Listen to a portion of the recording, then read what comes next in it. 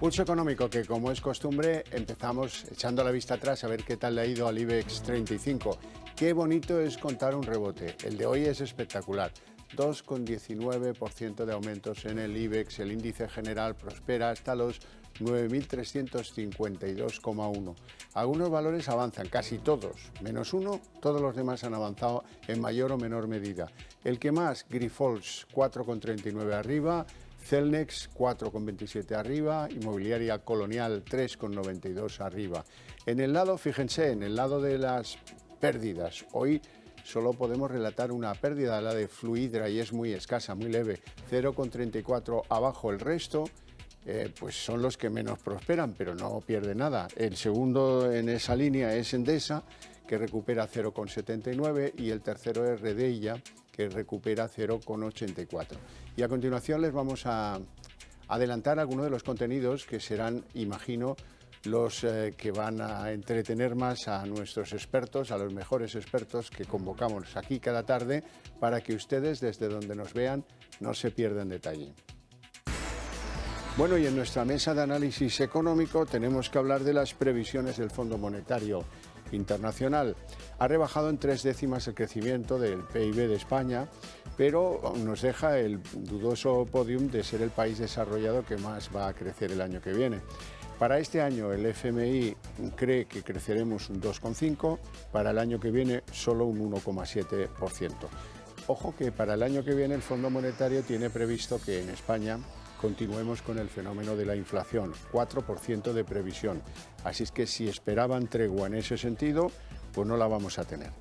Y hablaremos de la riqueza de las familias, que parece que resiste. De hecho, ha subido un 6,1% en el segundo trimestre y la deuda baja al 49,9%, según estima el Banco de España, que constata que tanto las empresas como los hogares continúan sorteando los efectos de la inflación con la forma más lógica, ahorrar y intentar pagar lo que nos pidan por las cosas.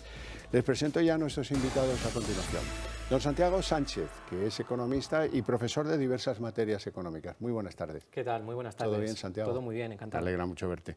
Y don José Luis Fernández Santillana, jefe de análisis y estudios del Sindicato Uso. Muy buenas tardes. Hola, muy buenas tardes. Bienvenido, como siempre. Gracias. Bueno, empezamos por un análisis somero de lo que ha sido la sesión de bolsa. Se ha activado el rebote y la verdad es que con el alivio, la ayuda de una deuda cuyos tipos parecen bajar en el entorno internacional, pues ha tendido a la estabilidad. No se ha organizado mayor barullo en las fronteras de Israel y pues los mercados recuperan un cierto estado de calma. Santiago. Bueno, yo creo que se produce un impasse. Este paréntesis que hemos tenido con la incertidumbre de lo que ha ocurrido en Israel ha dejado fuera algo que era muy importante, y era la consolidación de las expectativas en cuanto a los tipos de interés, sobre todo en el otro lado del Atlántico.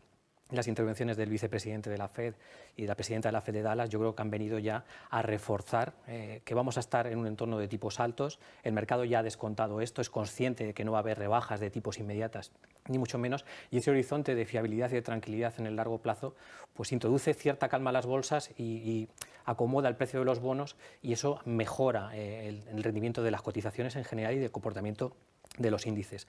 Por otro lado, las expectativas negativas que podría haber generado este conflicto en Israel con respecto a cómo podía haberse afectado la cotización del petróleo, pues de momento, y mientras no haya una extensión del conflicto a terceros países, especialmente a Irán, y no por su capacidad productiva, porque realmente produce el 3% de la producción de petróleo y lo que vende se lo vende a China, es decir, pero sí que puede determinar el conjunto de los países productores de la zona a través del estrecho de Hormuz y del bloqueo que puede efectuar sobre el tránsito de petróleo.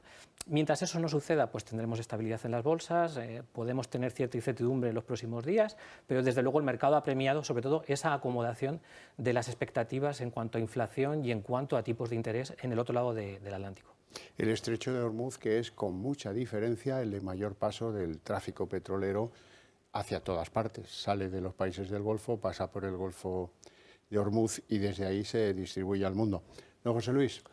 Bueno, yo creo que hay dos cosas, ¿no? Una, en la que digo, matiz para discrepar. O sea, lo del paréntesis que estamos viviendo en el conflicto del atentado terrorista que hacen los chicos, los chicos coloquialmente, de Hamás, que es una auténtica salvajada contra el Estado de Israel, digo, más allá después de que la legítima defensa o que al final, y yo creo que no hay que confundir a los que son los terroristas de Hamás con el pueblo palestino y este tipo de situaciones. Al final la cosa siempre es delicada y compleja, ¿no? Pero me parece que lo del paréntesis todavía hay que ver hasta qué punto es un paréntesis, ¿no? Ahora mismo esta tarde se estaban pegando bombazos unos a otros y al final quien acaba pagando el pato es siempre la población civil, ¿no? Y a mí me causa un auténtico pavor, ¿no? Las escenas que he visto, decir, bueno, de violaciones, de cosas realmente sangrientas, ¿no? Cosas que yo creo que no entendemos con la mentalidad occidental, es decir, o no nos enteramos o tenemos la piel, no sé, muy dura, ¿no? Pero bueno, dicho esto, que me parece que sí que puede condicionar el mapa geopolítico de la zona, ¿no? Más allá del paso del crudo a través del Estrecho de Hormuz, la influencia de los países árabes, no olvidemos que Israel está a punto de firmar un acuerdo con Arabia y para un poco enfriar esa situación, que jamás ha reaccionado precisamente para delimitar ese posible acuerdo y que a partir de ahí la cosa se complica bastante, ¿no? Otra cuestión distinta es la reacción de la Reserva Federal diciendo, oiga, los tipos no van a subir más, vamos a dar un poquito de tranquilidad, no los vamos a bajar, pero no vamos a seguir una escalada de precios. El hecho también que los bonos se debiliten, tanto el interés que paga el bono americano como el bono alemán, incluso el español, que se ha quedado ya por debajo del 3,8 a 10 años, o en ese entorno prácticamente a 20 puntos básicos, y hace que el mercado de renta variable sea un poquito más atractivo que el de renta fija, y por tanto se ha producido un rebote en estas condiciones. Esto es el muelle, se ha comprimido, lo hemos soltado, vamos a ver lo que dura, ¿no? Es decir, porque si la cosa se complica, bueno, yo creo que la situación es compleja, ¿eh? Yo no me atrevo a tirar las campanas al vuelo porque recuerdo conflictos anteriores en esa zona y cómo el precio del crudo se disparó, ¿no? Entonces, de momento está aguantando, pero veamos hasta cuándo, ¿eh? Sí, y hay señales contradictorias. Por ejemplo, que el líder máximo de Irán, Ali Khamenei, haya dicho que abraza a los héroes del terrorismo de Hamás, pues tampoco contribuye a la pacificación o a la tranquilidad.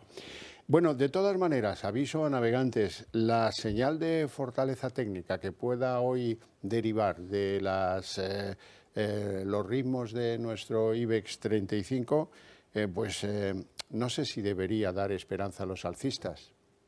De momento, prudencia. Como ha señalado muy bien José Luis, estamos en un momento de máxima incertidumbre y lo que hay que hacer es prudentes. El mercado, desde luego, está en una zona de soporte, aunque haya perforado 9.200 durante varios días, pero es una zona que, como se dice cuando nos enseñaban análisis técnico, pues un soporte es tanto más válido conforme mayor veces o mayor número de repeticiones se apoya en él.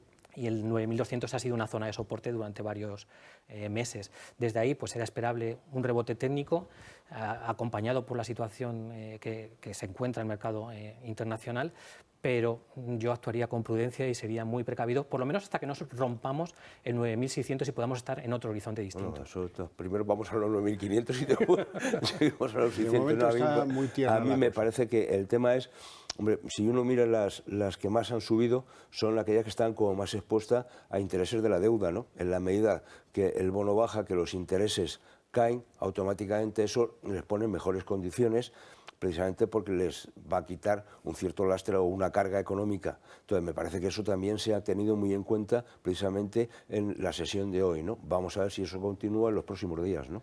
Bueno, vamos con las previsiones del Fondo Monetario Internacional, que tengo que adelantarles porque los que tenemos memoria, estas cosas nos las apuntamos en la libretilla de lo importante, no son los mejores haciendo previsiones, ¿eh? Ahí lo dejo. La cuestión es que rebajan 3 décimas el PIB de España, pero consideran que todavía seremos líderes en crecimiento, siendo que los demás pues crecen poco o nada.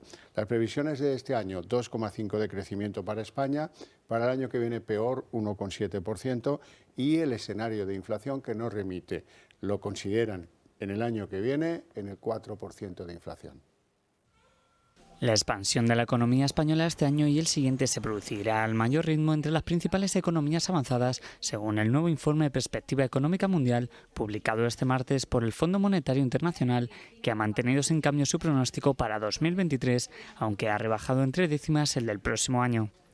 En concreto, la institución dirigida por Kristalina Georgieva ha decidido mantener su pronóstico de julio de un crecimiento del 2,5% para España en 2023, pero ha revisado 3 décimas a la baja la proyección de cara a 2024, cuando anticipa una expansión del 1,7% del PIB. En cuanto a la evolución de los precios, los nuevos pronósticos del FMI apuntan a que la tasa de inflación de España registrará este año una media del 3,5% frente al 8,3% correspondiente al año pasado. Mientras advierte de que los precios repuntarán en 2024 cuando la inflación promedio será del 3,9%. De este modo, la subida de precios en España será este año menos intensa de lo esperado en promedio para las economías avanzadas, con un alza del 4,6%, aunque el año que viene el pronóstico del FMI augura un alza del 3% para este grupo de países. Bueno, escenario inflacionista, menos crecimiento, un pequeño ajuste, pero bueno, eso cambia mucho en el Fondo Monetario cada trimestre, ¿no? Sí, las revisiones estamos acostumbrados a ellas. Al final, ¿qué se traduce de estas previsiones que ha actualizado el FMI? Pues uno, que seguimos en el furgón de cola de la recuperación.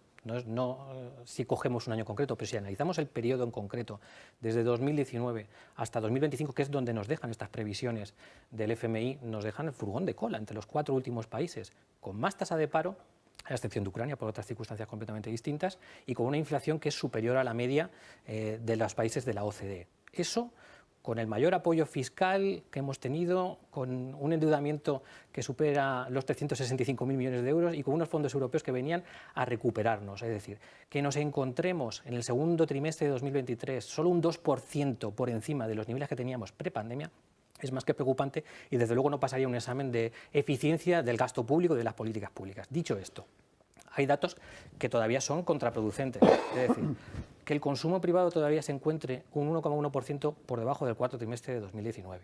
Que la inversión, que es algo tan importante para este país y tan importante para, sobre todo, el efecto y el rebote en crecimiento que puede tener en 2024, se encuentre en 1,8% por debajo del cuarto trimestre de 2019. Y si descendemos a lo que son bienes de equipo, es que estamos un 6,6% por debajo de los niveles de 2019. Con todo este cuadro que tenemos, un sector industrial que está en una crisis galopante, con los PMI acumulando 6 meses en datos de recesión por debajo de 50, con la encuesta de clima industrial con 15 meses en negativo, con el índice de producción industrial en el menos 3,6% y acumulando 4 meses negativo de 5, el quinto fue el 0%, es decir, no es que creciéramos. Y con 5.000 empresas menos en el sector industrial. Con todo este mare magnum y con toda esta bola de deuda que estamos creando y de falta de eficacia y de eficiencia en la gestión de los fondos europeos, desde luego, no es para estar orgullosos, porque lo que estamos haciendo es prácticamente rebotar y crecer muy poquito en un ciclo de años de 3, 4, 5 años, cuando tenemos un esfuerzo fiscal importantísimo. Y eso, de verdad, que no pasa un análisis eficiente de las políticas públicas y del gasto público. Don José Luis. Lo que pasa es que todos estos datos siempre depende con quién me compare y cómo te cuentes la comparación, ¿no? Es decir, cuando nos dicen que somos los que más crecemos, se les olvida decir que fuimos los que más caímos. Con lo cual, claro, decir, hombre, si has caído mucho, pues tienes que subir más para ponerte al nivel en el cual estabas, ¿no? Es decir, este tipo de cosas en los mensajes mucha gente los olvida. Entonces, me parece que lo que hace el Fondo Monetario Internacional, como siempre, es dar una de cal y una de arena. Quiero decir, bueno, mantiene de alguna manera las perspectivas de crecimiento para la economía en el año 2023, lo mantiene en el 2,5, pero nos pega un toque para el ejercicio siguiente. ¿Qué es lo que estamos diciendo todos los que seguimos un poco estos datos? Oiga, que España se está desacelerando, es decir, que todo lo que es la actividad económica se está enfriando, hay menos, y eso tiene que ver precisamente con la caída del consumo. La gente no puede consumir si no tiene, y tiene que ver con lo que apuntaba Santiago, decir, oiga, si la gente no gasta, esto no tira. Y la gente no gasta porque no tiene dinero. Somos también los países donde mayor pérdida de poder adquisitivo se ha realizado en el marco de la propia OCDE, digo, por comparar ese tipo de situaciones. Y luego me parece que es demasiado optimista con la inflación. Pues el otro día veía el dato de la inflación media en lo que llevamos de año, o sea, 12 meses y estamos en torno al 4,5. Podemos acabar, no creo que por debajo del 4 este año. Y incluso ahora mismo con crecimiento de la inflación.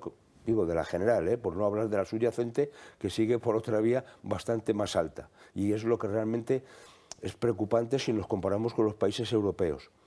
2024, ¿qué puede pasar? Pues vamos a seguir manteniendo un alza de precios en torno al 4. Es que es mucho. Es que, oiga, que repito una y otra vez, la inflación es acumulativa. Por tanto, si yo cojo 2022 y 2023, estamos creciendo los precios en el entorno del 13%. Y ahora dígame usted lo que han subido los sueldos, los que han subido el sueldo de los empleados públicos, incluso lo que han subido las pensiones, a partir incluso del 8,5. Es que son 8,5 y 2,5, son 11, por debajo del poder adquisitivo real que han crecido los precios en estos 2 años. Entonces, oiga, esto no va bien, que no nos cuenten películas. Seguramente no estamos tan mal, no, pero bien tampoco, Entonces, entre un enfermo grave, una persona que tiene síntomas y decir que todo va maravilloso, pues hay bastantes matices. Pues sí. Bueno, en España el gobernador Pablo Hernández de Cos decía hoy algo que a algunos nos ha dejado pensando. Dice que un mensaje a la banca: destinen parte del beneficio a reforzar su solidez. Algo debe ver que le está asustando. No está demasiado a favor de esa política de dividendos el gobernador. No, el gobernador del Banco de España lleva mucho tiempo pidiendo prudencia, pidiendo que los bancos sean capaces de aumentar sus provisiones, reforzar su capital y prepararse para lo que la prudencia exige precisamente, pues que se den las circunstancias, que los análisis de riesgos que viene haciendo en sus repetidos informes se produzcan. En ese contexto, pues nos encontramos con que los tipos van a seguir durante largo tiempo con nosotros. Y al mismo tiempo, en ese esfuerzo de la política monetaria por reconducir la inflación, nos encontramos con que tenemos el efecto contraproducente de una política fiscal que lo que está haciendo es alimentar esa inflación, y sin que exista la coherencia que debe existir entre política monetaria y política fiscal. Ya no menciono el incremento de la deuda o el control del déficit público, que prácticamente este gobierno pues, no ha obviado. Es imposible que nos encontremos con cifras tan elevadas como 1,5 billones de deuda pública en volumen, a pesar de que en porcentaje del PIB se haya reducido. Eso es una gran vulnerabilidad en nuestro país. Y la situación de las familias, mientras vayan aguantando el empleo, no se terminará de trasladar a los índices de morosidad de la banca, que hasta ahora se encuentran controlados en torno al 3,5%.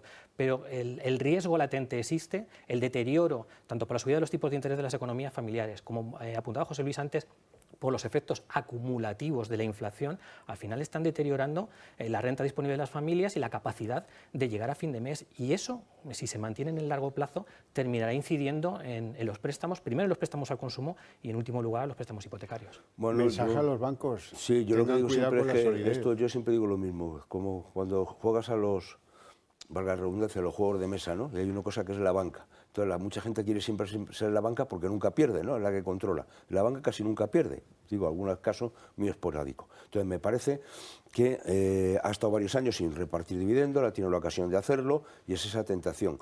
Hay formas indirectas que lo están haciendo y después lo veremos, ¿no? Que es la recompra de acciones. Es decir, que aquí hay mucho truco metido en esta materia. Me parece que es importante que se empiecen a remunerar los depósitos, porque si no, no facilitaremos tampoco el ahorro, o volveremos a que el ahorro se vuelva otra vez al ladrillo, que es la forma más tradicional y más segura de España. Y la morosidad no va a seguir creciendo mucho. España es un país de pagadores, España no es un país de morosos. Primero, porque la gran deuda que contraen las familias habitualmente es la casa en la cual viven. Y nunca van a dejar de pagar, salvo que se hunda, bueno, media humanidad, ¿no? Se les caiga la casa, valga la redundancia, otra vez encima, ¿no? Entonces, me parece que en ese sentido, hombre, los bancos tenían que ser un poco más flexibles en este sentido, ¿no? Porque las condiciones que están poniendo para dar un crédito, ahora mismo al consumo o un crédito hipotecario, están siendo leoninas. Y esto cada vez hace que la gente lo pase fatal. Y sobre todo que los jóvenes se puedan emancipar, todavía se lo están poniendo bastante más difícil. Bueno, vamos con el presidente de la Comisión Nacional del Mercado de Valores, Rodrigo Buenaventura, que directamente criticaba las recompras de acciones por parte de los bancos. Sí, al final, a lo que se ha referido el presidente de la CNMV, pues es a que la finalidad que deben de tener estas recompras de acciones pues tiene que ser el crear valor para el accionista, más allá del momento en el que se produzca la recompra de acciones y el precio, si está por debajo de su valor intrínseco de los fundamentales de la compañía, que es cuando realmente al recomprarlas y amortizarlas se genera valor, pero sobre todo para los accionistas que se mantienen todavía en el accionariado. Él también ha advertido sobre algo que estábamos comentando, es decir, sobre la necesidad de recapitalizarse, de reforzarse por parte de los bancos para afrontar todo el proceso de transformación digital y compromisos de cariz hasta medioambiental que tienen que cumplir las entidades financieras, que es introducir mayores costes y mayores esfuerzos sobre su cuenta de resultados. Pero el horizonte, desde luego, del sector financiero mientras los tipos de interés sigan estando en estos niveles, el core de su negocio va a seguir fuerte. Ya veremos las comisiones, cómo se comportan cuando conozcamos los resultados del tercer trimestre, pero el fundamento del negocio bancario va a seguir fuerte y lo que tiene que hacer es reforzar sus balances y, como apuntaba José Luis, ser capaces de que la oferta de pasivo a los depositantes pues pueda ser atractiva más allá de las posiciones de liquidez que tengan. Pero fíjate, es decir, que a mí este tema de la recompra de acciones, que uno dice, bueno, se refuerza la posición de la propia entidad respecto a decir, y tal como estamos viendo ahora, digo, siempre hemos visto lo de Telefónica, ¿no? Que llegan unos chicos por ahí de Arabia y te compran media compañía, ¿no? Oiga, si yo las tengo, no las suelto. Entonces, a partir de ahí también quitar acciones en circulación para evitar tentaciones de que la cosa se nos pueda ir desmadrada, bueno, pues una medida de prudencia, pero en el fondo también lo que subyace es la duda o no de que es una forma de remunerar indirectamente por la puerta de atrás al accionista. Y ya está, es decir, porque si yo retiro acciones del mercado, lo que estoy haciendo es incrementar el valor de la acción. Oiga, no le doy dividendo, pero le estoy dando un valor de futuro. Es decir, bueno, entonces hay que ver en qué parte de esa situación se está moviendo la banca, ¿no? Entonces, lo que puede ser una cosa razonable de fortalecerse respecto a una posible injerencia no deseada, a que en el fondo lo que esté produciendo es un incremento de alguna manera del dividendo por la puerta de atrás y no declarable a Hacienda, ¿no? Bueno, las riquezas de las familias. Llama mucho la atención que la gente trate de ahorrar y estos datos del segundo trimestre son claros. Ha aumentado un 6,1%. Sí, pero vamos a ver, es decir, hemos pasado el verano y la gente consumió una buena parte de los ahorrillos en irse de vacaciones, más o menos, y eso ha ido bien. A partir de ahí la gente ha vuelto a ahorrar, viendo la situación que hay, ¿no? Entonces todo el que puede ahorra y la riqueza de las familias se está acumulando. ¿Por qué? Porque no hay confianza, es decir, nadie tiene la garantía de funcionar con el dinero alegremente, sino la gente quiere tener la hucha el por si acaso. Y el por si acaso yo voy a hacer hucha, y a partir de ahí yo voy a incrementar. Entonces es muy razonable que la riqueza de la familia suba. Y a partir de ahí lo que hay que ver después es esa riqueza a dónde va a parar. ¿Va a inversiones o va a pagar deuda? Como acabamos de ver. Es decir, buena parte de ese ahorro se está consumiendo precisamente en no endeudarse o en mitigar la deuda que se había contraído previamente. Algunos durante el verano precisamente para darse una alegría después de mucho tiempo, ¿no? Entonces me parece que esa es la cuestión de fondo, ¿no? Ese ahorro, esa riqueza que se incrementa, ¿en qué se va a gastar? Porque si ese 60% de más se dedicase a inversión productiva, es decir, las familias invirtiesen además en situaciones de negocios, de pymes, buscamos una fórmula para que la gente pueda invertir, sería una cosa maravillosa. ¿Pero dónde se va el dinero? Mucho me temo que pagar deuda, ¿eh? Pues el 38% de los activos de las empresas están en efectivo y en depósitos, y eso apuntar a José Luis lo que decías, es decir, cuando hay una situación de incertidumbre, de inseguridad hacia lo que te puede ocurrir en el seguro, pues lo que hace es aquellas familias que tienen capacidad de poder hacerlo, que luego hay que ver dónde está concentrada esta capacidad de ahorro, al final es reforzarte ante cualquier imprevisto que puedas tener.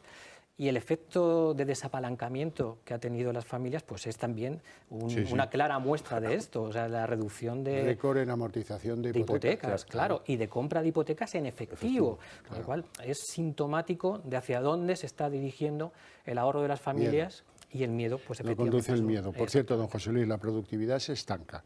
La productividad de España equivale al 63% de la de Alemania y solo ha crecido 2 puntos desde el año 2000, que ya ni nos acordamos. Bueno, pero es que eso, vamos a ver, yo tengo una forma muy indirecta, o muy directa, como quieran de medirlo, ¿no? Que es viendo la gente que está trabajando y las horas que trabajan.